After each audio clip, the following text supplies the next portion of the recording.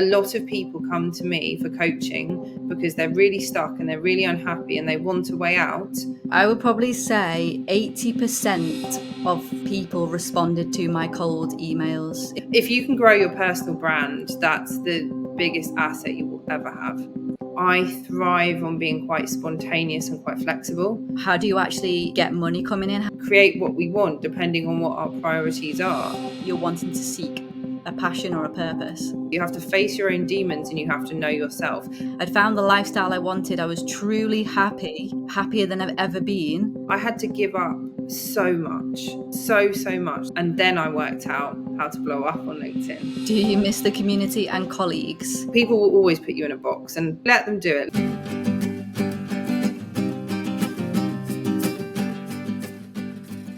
Are you glad to be back, Helen? So yeah, we're excited to be here today. And today we are talking about... Holly, I'll hand over to you. I couldn't remember what we're talking about. Yeah, I was setting it up. Like, I thought it sounded... You can't just stop mid-sentence and expect me to end your sentence. I thought you'd be able to like telepathically pick up on that by now. To be honest, I did. I just wanted to make you look awkward. Did you actually? Yeah. I actually think, so on this episode, I think we've got a lot of secret watchers because I had quite a lot of people reach out to me before this episode saying they were interested in this, but they were keeping quiet because they were a little bit worried that they might be seen as somebody who wants to leave the law and they're in a law firm. So I think we might expect on this one that people are a bit quieter, actually. You say the title. Well, I sort of half remembered it then. It's about our journeys, isn't it? From lawyers to entrepreneurs, I think. Exactly. Do you want to say, in a nutshell, a very brief overview of how you went from law to where you are now? Yeah, I mean, it's quite a long story, but I will say it quickly just so people sort of have the overview and then we can always dive into some hopefully interesting detail a bit later on. But I mean, I started off at the Magic Circle as a trainee back in early 2013. I think I was always trying to find my groove. It just never quite felt right. I always thought, okay, that next seat or that next thing, and I'm going to just feel like, yes, this is it. Never happened for me. Got to about 2.5 years qualified, ended up leaving, went to another firm. I was sort of led to believe it was going to be all great and everything, and it wasn't quite as I'd expected it. So I just quit, literally handed in my notice, had no job. That took a lot at that point. I quit.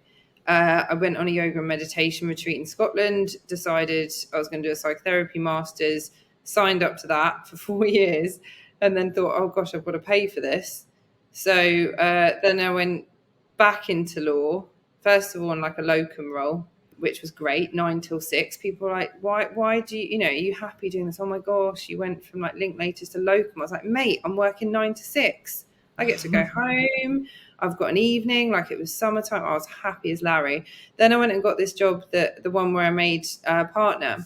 I was working part-time, had a great deal, enjoyed the work. The managing partner really bought into me. So within 2.5 years, I went from associate through to partner, quite unexpectedly, actually. And then I quit.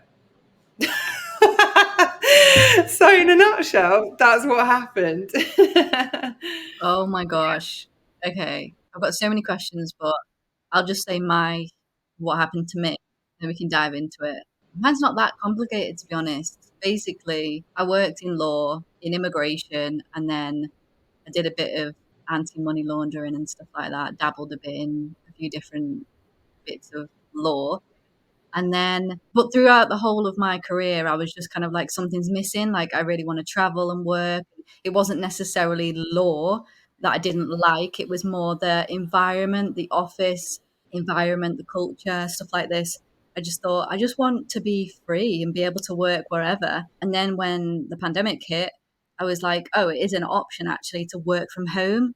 So I thought, like, let's just go for it. So I started kind of building up a business as I was still working. And then pretty much as soon as I was able to match my salary, I literally just quit. And that's it, really. And then when you say you quit and you said you built up your business, so that, sorry, wasn't in podcasting at that point, was it? No, it was in like writing, like copywriting. I was writing legal content, and I wouldn't even really call it, well, it technically probably was a business, but it was more just like freelancing, just getting constant ongoing work that I could do in order to be able to travel and work remotely from anywhere. So I feel like what's really interesting about your story there is that what I'm hearing is that actually you had a lot of clarity around your priorities and what was important to you and your goals, i.e., travel, work. You knew what you wanted to achieve. And for anyone listening to this, you may not want to achieve the same thing, but I think there's something we can all take from this, which is that you get clear on what matters to you and then you make that thing happen. That's interesting because you say, okay, maybe you lost you have to say whether or not this resonates, Holly, but maybe you lost a bit of prestige, or maybe you weren't a lawyer anymore, whatever, but actually those weren't the things that were the most important to you. Yes. Yeah. I mean, a lot of people think, oh, I need to do something that I'm really, really passionate about, or I need to, I don't know, build up a fully fledged business before I can quit or whatever. But for me, it was like I knew the lifestyle I wanted. So I went out to achieve that lifestyle. And the lifestyle was travel and work. So being flexible, being free. I wasn't necessarily bothered about, yeah, like you say, the prestige or the career development. It was more I wanted to be creative and do my own thing and just be able to dictate where I can work. That's it, really. It was more just choosing the lifestyle and then facilitating that lifestyle as opposed to looking for something that I was really, really, really passionate about doing. But I've actually, through doing that, found something that I'm passionate about doing, i.e., podcasting. So it worked out like in a backwards way, you know? So that's really interesting. Why do you think that stepping stone allowed you to find the thing that you were really passionate about? I think because I had space and I was happy, I'd found the lifestyle I wanted. I was truly happy, happier than I've ever been. And because I was so happy and like just so satisfied with what I was doing, it gave me the space and time to be able to like basically find what I actually truly wanted to do. And Yeah. I guess a purpose as well, you know.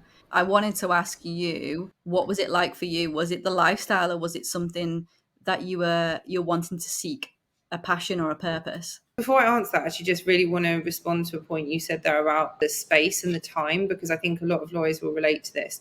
A lot of people come to me for coaching because they're really stuck and they're really unhappy and they want a way out, but they are freaking burned out and they do not have a spare 5 minutes in their day. They are exhausted. They are like their life is just creaking at the seams. They're doing the school run. They're, got kids violin on the weekend. They're working 15-hour days. They're dealing with babies in the night. They're going to sports clubs, whatever else. For me, it's like it's almost impossible to find, I think that sort of passion, that purpose, if you can't create space, in some Mhm. way or another. I'm not saying you need to just quit your job, walk out, whatever, but you do have to find a way to find space. Because if you think of it, like even great artists, whatever, they go off and they take time, and that's when they produce their best work. You can't force creativity, and actually to find your passion and your purpose, it requires a lot of creativity. So I just really wanted to say that because I think that was a really important point you made there. So for me, I was looking for a particular lifestyle, but for you, was it looking for that, or was it actually seeking a purpose? For me, it's totally purpose led. I mean, I don't think I've ever really wanted to be in the UK. I always thought I'd work internationally. Like one of my big passions is like speaking and learning different languages, that kind of thing. My mum was a linguist. I was brought up that way. I always thought I was going to live abroad, maybe like work in international business, something like that. Maybe I should have done that. That would have been quite cool. But like I ended up in law and then I ended up in litigation, which was like London centric. That's a whole story. But the point is for me, I always saw myself abroad, but I'm not chasing a lifestyle now. Like in the sense of I've created a life which works for me, which most people would think, oh my gosh, that's just insane. How do you do that? But at the same time, it's like, we all have the power to, I think, create what we want depending on what our priorities are. The most important thing for me was, I'm actually quite a spiritual person and I do a lot of mindfulness meditation, that kind of thing. For me, it's about being really connected with myself and feeling as though I'm living out my purpose. Like, I want enough money. I like a nice lifestyle, but I'm not like money driven. I don't need millions of pounds every year. If I'm going to have it, great, but I'd probably give away quite a lot of it anyway. That's not what lights the fire in me. That doesn't mean to say everybody's got to be the same, But for me, it's completely that purpose led thing, I think. Hmm. That's interesting how we both got different ways of, doing it. Well, it is interesting, but I feel like you're really purpose led as well. I am now, yeah, but at the beginning I wasn't, but I couldn't find the purpose or even see, like you said, like when you're I wasn't burnt out, but I was just like not happy. And Yeah. so until I was able to get out of that and be happy and see clearly, then it was the purpose that came. So, But I agree with that, and I think actually I think it's all that Joseph Campbell Dark Night of the Soul hero's journey stuff. If you're going to truly find your purpose, you have to go into the darkness. If we're going to get philosophical and psychological about it, all of the books talk about this. You have to face your own demons and you have to know yourself. That is not a painless journey. That is why I went into psychotherapy. I studied it, I experienced it. I was a therapist for years because I'm fascinated by our process. I'm fascinated by trauma, what it does to us, how it makes us grow, how we become the people that we are, how we reach our potential. These are, the biggest existential questions out there. So I think, this idea that you're just going to pluck a job out of the air and go, oh, yeah, I think I'll be that and that's my life purpose. It doesn't work like that. But at the same time, maybe we don't all need to find something which is like, this is some massive earth shattering purpose, but just something that, as you say, gives us the life that we really want, or, brings us more happiness. totally. Should we go to the questions? I want to know what Arietta doesn't agree with about what you said. So please elaborate on that. But let's put up Gabriel's two questions. Oh, just 1 second, Holly, as well. I think, can we Yeah. ask as well for LinkedIn user? They've said, interesting topic. It's harder than it should be, I think. One gets typecast. Could you tell us what you mean by typecast? That would be really interesting. Do you miss the community and colleagues? We'll start with that one. Helen, do you miss the community and colleagues? Well, I think, Gabriel, there's quite a lot of presumption in that question. It's not a neutrally crafted sentence. Do I miss the community and colleagues? And how do you create routine? I have a new community now. I say LinkedIn is a big community for me. Obviously, that's a massive community with loads of different people, and I have core people, and I have. The thing is, so right, I have a business. I look like I'm on my own. I cannot produce everything I produce and do everything I do on my own. I have a developer, an accountant, a VA, I don't know, like a video editor, like I don't even know, a business coach. Like the list keeps going. I could keep going. There are so many people around me that support me to enable me to do what I do now. I think one of the hardest things is that I work on my own a lot.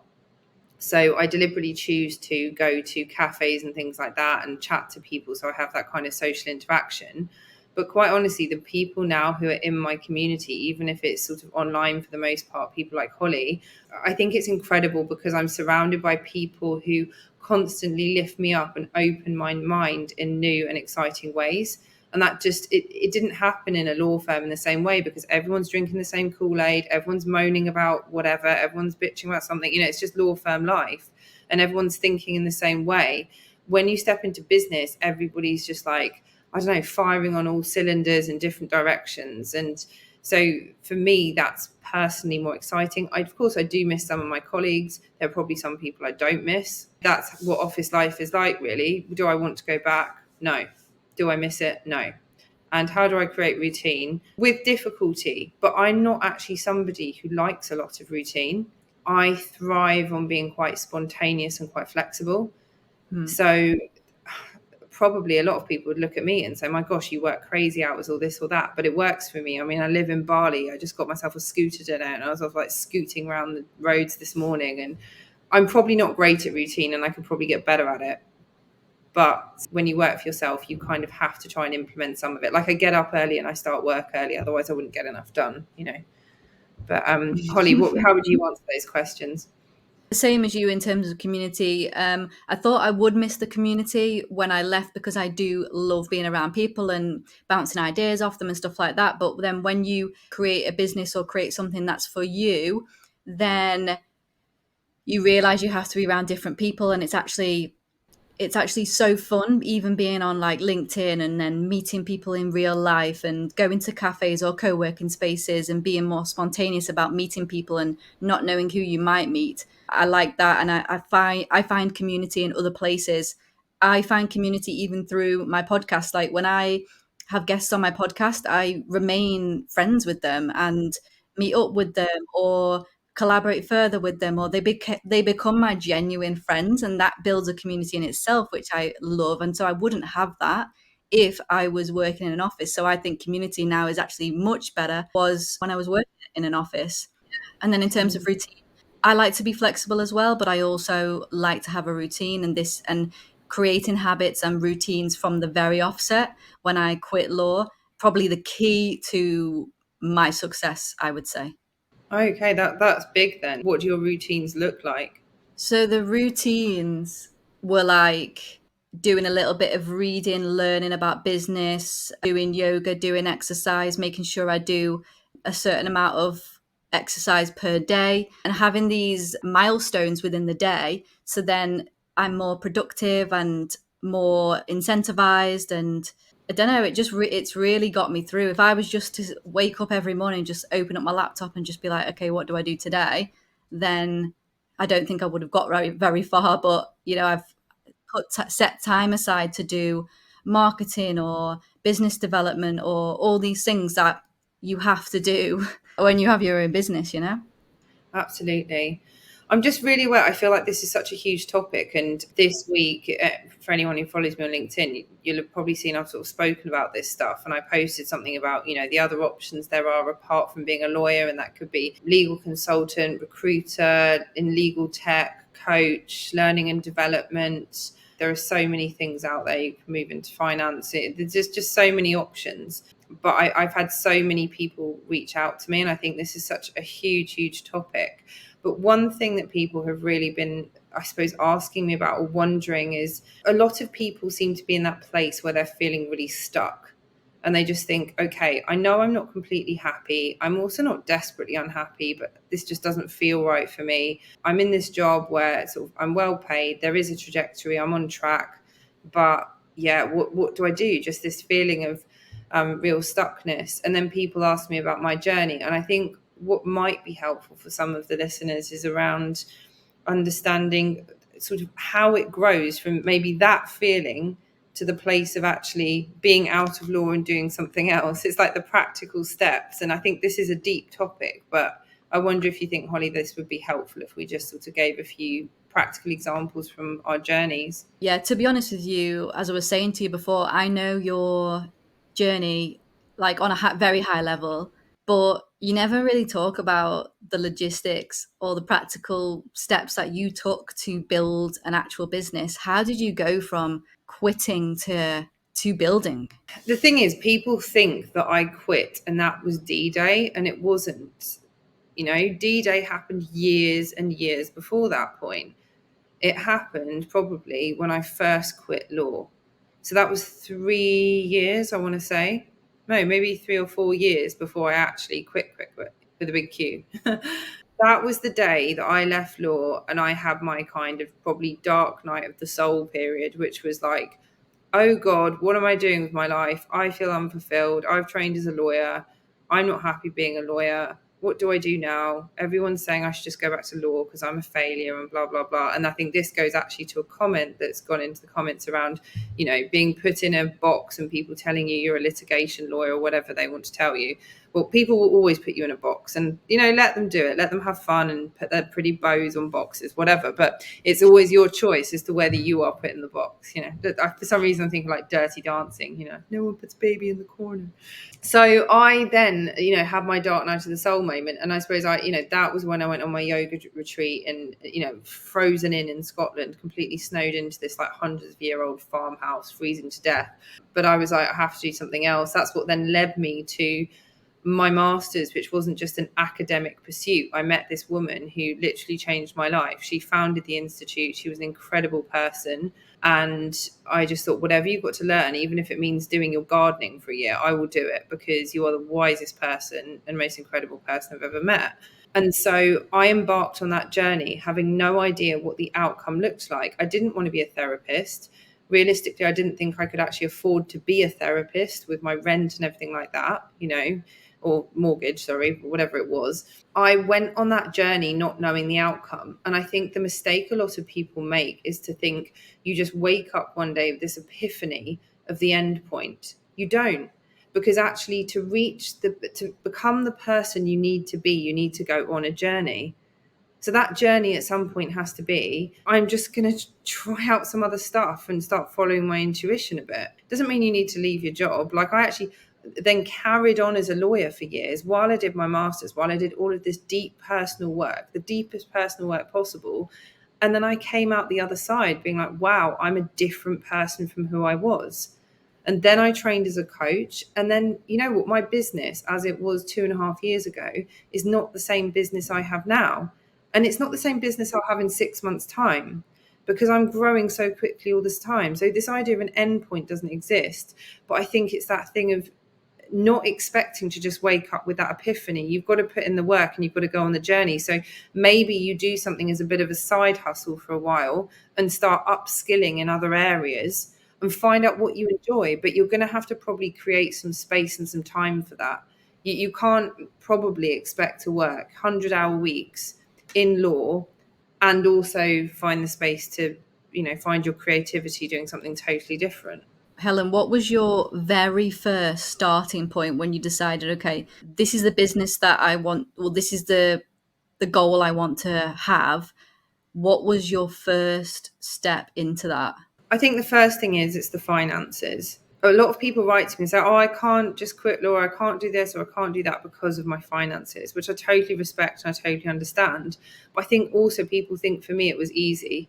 I had to give up so much, so much that people have no idea. I went back to living like a student. Like, I went from being a partner of a law firm on a really good salary to living like a student so that my dreams would come true.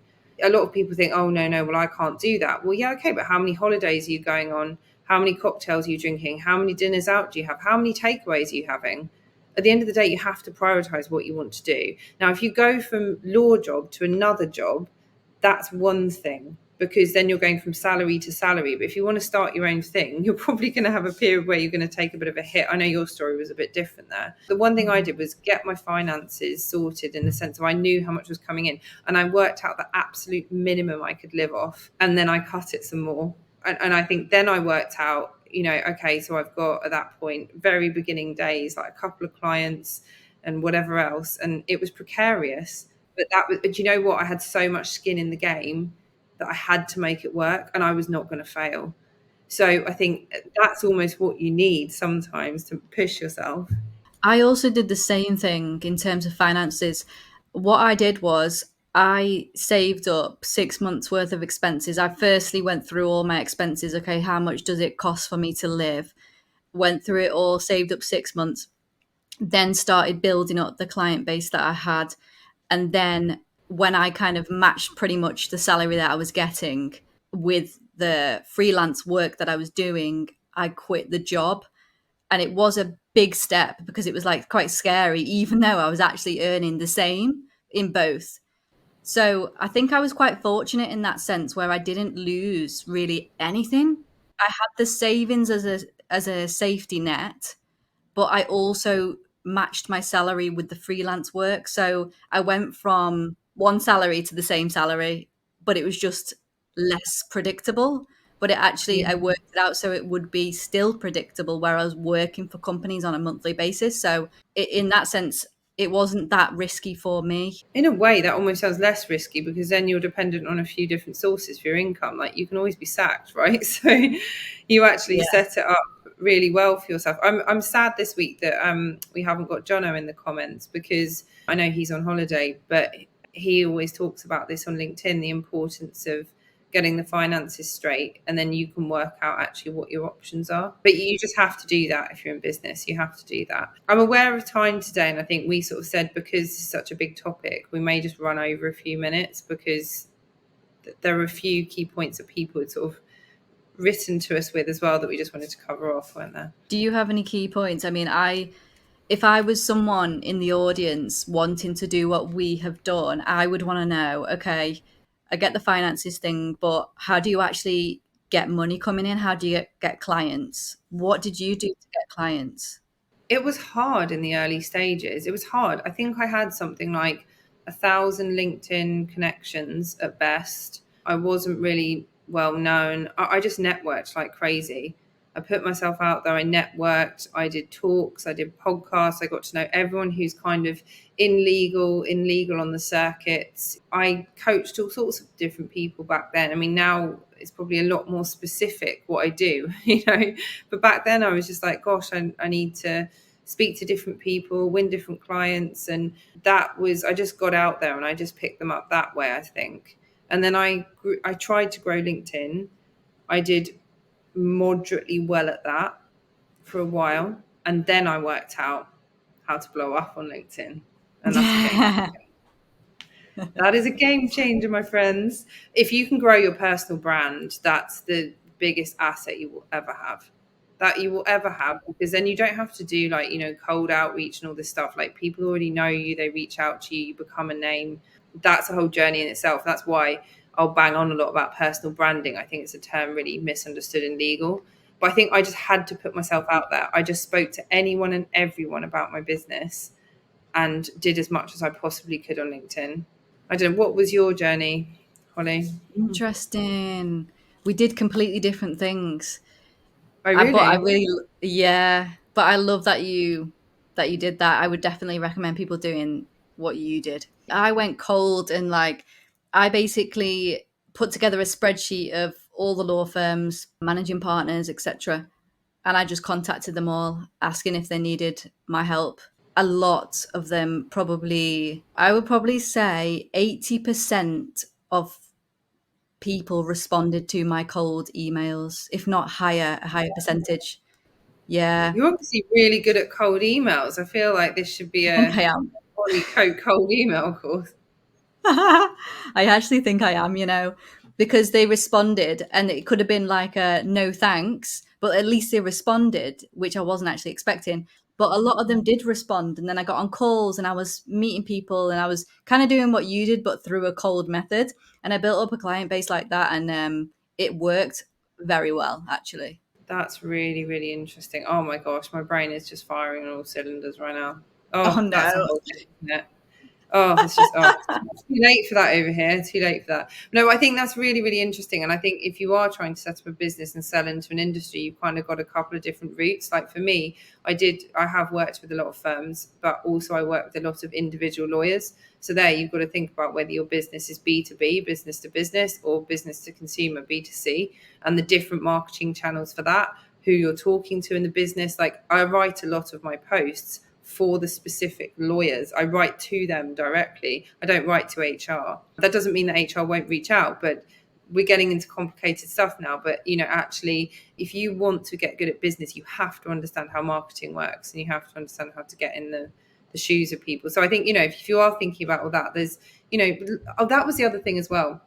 My business coach put me on her business mastermind as soon as I left my job, and that was super helpful. It taught me everything I needed to know about, like, how to work out your ideal client, how to use Trello, how to use Canva, like, do you need a podcast, like all these things. I literally had no idea at all, because you've been a lawyer in a big law firm and you've got people doing all these different things, and suddenly you have to wear 50 different hats, right? So actually that was a complete lifesaver for me. That was Kirsty Wake. She was absolutely amazing. Absolute lifesaver. That's so good. I think, no, I do agree. Like, if people are looking to start a business or become, I don't know, a freelancer or a solopreneur or whatever, they need to find a strategy to use to get clients. Whether it's, I would say, just go with one, whether it's you've got time and you want to build a personal brand, or whether it's you don't have time and you want to reach out to as many companies as possible cold, which is what I did. I wanted a quick result, and that was probably the quickest one that I could get to. And then also learn about what it takes to have a business, and learn about these different things, whether it's going on YouTube or joining a business mastermind. I think these are all really good things to learn, and just always be learning. I spent years, and still do, just reading books, podcasts, just learning, and you never stop learning. And I think you've got to just be prepared to, fall flat on your face every single day. I think as lawyers, I think someone just said in the comments a second ago, like, we're afraid of failure. We're so bloody afraid of failure, and it's something we have to get over. I know it's not as simple as that. Look, I'm a coach, but, at the end of the day, we have to push through that if we're going to be entrepreneurs. you have to change your relationship with it. You just have to. But how do you do that? I think you just have to get used to things not being perfect. Like, so I think I mentioned this to you recently, actually. I created a course when I first created my business, which is, I think, a really helpful course. I need to change the title of it and move a few things around. But the point was, I spent so long poring over this. I got it all properly edited. I had all these B rolls, like, sorry, that means like all these extra videos put in and special images and flying whatever. And honestly, this thing, I poured over every single tiny bit. At the moment, I'm producing another course. And today I recorded part of this course, and then I realized, oh, actually, like that bit of the formatting on that slide's wrong, or oh, whatever this. And I just thought, I don't care. It's going to market. If market, we'll see how the market likes it. We'll see how that goes. If I need to re-record then, I'll re-record then. Just get it to market. Nobody else cares about the formatting like I do. But that's my perfectionist mentality. And that's something that every single day I work to try and iron out, because, I think in business, you have to be in the mentality of, is this good enough? If it is, get it to market, because you're going to learn on the job. You don't get it perfect and then bring it to market. You bring it to market and you learn with the market. Oh, sorry, I'm Yeah, going yeah, off on one about business now, but no, you know what? I want to just make a comment on what you've just said, because it made me, because I then was thinking, okay, well, how do I view failure? And then I was thinking, I don't think I even consider things as failure. I think what I do is I think of things as just one big experiment. If it goes right, it goes right. If it goes wrong, it goes wrong. It's not failing or succeeding. It just goes right. Do you know what I mean? I absolutely love that. It's like every day when you sit at your laptop, you're kind of in the laboratory. And I know we're both like that, aren't we, on our LinkedIn post? Like, LinkedIn is a science. It's a complicated science, and it's really, really difficult to grow a big following. And like day in, day out, we talk about this, don't we? The different things that are working. What could we do slightly differently? How could we write differently? What different topics could there be? Would you read this wording? Do you think this is good enough? Like, but it's not done in a sense of, oh, this is success, this is failure. It's just every day is a new experiment, and you just Yeah, keep experimenting. I love that. I totally. love that. Yeah, one thing we haven't spoken about is, I know there's going to be a lot of people listening who are like, yeah, but you know what? I don't want to be an entrepreneur, and I also don't want to be poor for a bit. And that all sounds really stressful. And maybe I don't even want to find my life's purpose. Maybe I do, whatever. But let's hear a little bit more about some of these other options which you tell us are out there. I feel like there are those people, maybe. Yeah. Go on. What are the options, Helen? So the options are, guys, let me get my little menu out. So look, I think nobody's going to come to you with a platter and just say, here is exactly what you should do, and here are all the job titles, and here are all the recruiters you can contact. First of all, I would say, if you're thinking about you want to do something different, you need to get into a bit of a hustler mentality. Find the people who are doing it. Get on LinkedIn, connect with them, start chatting, go to networking events. Your network is your net worth. That's how you're going to make something new happen. Rule 101. In terms of what's out there, legal tech is booming now. I actually think, if this was 2017 when I was having this sort of slight existential career crisis, I would be so interested in legal tech because it's super commercial, it's super business oriented, it's the future. There are so many startups out there, interesting roles, and there's potentially really big money. There is some that's really, really well paid. Slight caveat, as I've heard from the inside of people on legal tech, that actually apparently the cultures can also be quite toxic. So to be careful, you're not going from the frying pan into the fire. But I mean, as we saw at Legal Tech Talk, why are you laughing at me? Because it's just funny. It is from the frying. What would you say? No, I would have said that exact phrase. That's why I was laughing, partly. Yeah, so at Legal Tech Talk, we just saw so many of these, interesting companies, so much innovation, interesting startups in that space. And, I do appreciate as well, you might look at some of the newer startups and think, well, that's a bit precarious for a job. But look, you've got to make your own mind up, but there's an awful lot out there. In my experience as well, there's a few other things. You could be a recruiter if you want to be a recruiter. That was never my bag, but that option's there, and that's a pretty well paid option. You can be a legal consultant now. You don't have to be bossed around by a law firm. You can actually have a pretty good career and gain loads of experience. You can potentially do 6 months for a firm or a year or whatever. You can be a digital nomad lawyer. And I'll hand over to you, Holly, because I feel like you've probably got loads to say on all of this. But I just think there are so many options out there, but nobody's going to come knocking on your door and just give you that job. You've got to do, for me, I think, that deeper soul searching work inside of yourself. Work out what really matters to you. Start upskilling in the relevant areas and start really leveraging your network, or create a network. And you'll be so surprised how many doors can open. Just like you said, Holly, with the cold emails. Most people will be very happy to have a coffee with you if you write them a nice email. Yeah, I don't know. I think people should just be open-minded, but not put their eggs in one basket. And I went through different industries within law because I was just like trying to find what I liked, and was just trying to find, yeah, options. And I think it can be really, really hard, and you can feel a little bit lost.